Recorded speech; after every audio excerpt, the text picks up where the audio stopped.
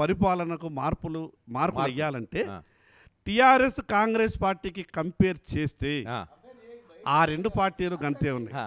రెండు పార్టీలు కూడా రాష్ట్ర ప్రజలకు మభ్యపెట్టి మాయమాటలు చెప్పి వాళ్ళు ఏ రకంగానైతే పరిపాలనని కొనసాగించిండ్రో కాంగ్రెస్ పార్టీ కూడా అదే రకమైనటువంటి పంతానించుకున్నది. ఈ రెండు పార్టీలు కూడా గతంలో టిఆర్ఎస్ పార్టీ రాష్ట్రానికి ఎంత నష్టం చేయాలో అంత నష్టం చేసి కుర్చీ దిగిపోయారు. ఈరోజు కాంగ్రెస్ పార్టీ కూడా అదే రకమైనటువంటి పంతానించుకున్నట్టు అనిపిస్తున్నది. అందుకే ఈరోజు చూస్తున్నారు కదా మీరు. ఒక్కటే రజనీకాంత్ గారు నాకు ఒక విషయం మీద జగారెడ్డి గారు క్లారిటీ ఇవ్వాలి. రాష్ట్ర ఆర్థిక పరిస్థితి చిన్నాభిన్నంగా ఉన్నప్పుడు దేశంలో మిగతా రాష్ట్రాల ఎన్నికల కొరకు 100 కోట్ల రూపాయల ఈరోజు ప్రభుత్వ డబ్బుతోని యాడ్లు ఎందుకు ఇస్తారండి? రూపాయికి ఈరోజు 5 లక్షల రూపాయల బిల్లు కావాలన్నా కూడా ఆర్థిక మంత్రి సంతకం పెట్టాలన్నట. ఇది ఎక్కడి పరిస్థితి అండి? ఎక్కడ ఉన్నది అసలు?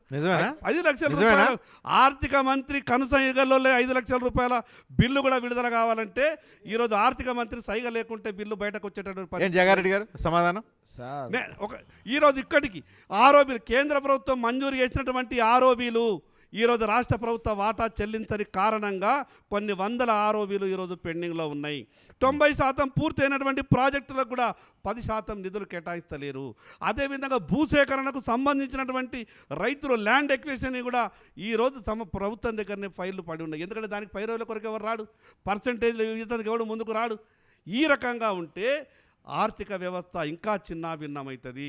నేను ఇప్పటికైనా మీ కాంగ్రెస్ ప్రభుత్వానికి విజ్ఞప్తి చేస్తున్నా, సంవత్సరం అయింది, ఇంకా 4 సంవత్సరాలు ఈ రాష్ట్రాన్ని మీరు పరిపాలించాలా.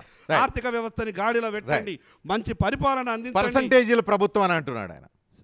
ప్రతిపక్ష నాయకుడిగా ఆయన విమర్శ చేయకపోతే ఆ పార్టీకి ఉనికి ఉండదు.